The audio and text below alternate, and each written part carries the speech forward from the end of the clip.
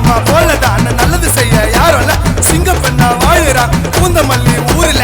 தௌலத்தாதா சுத்துவாங்க பாச்சுனரு காருல.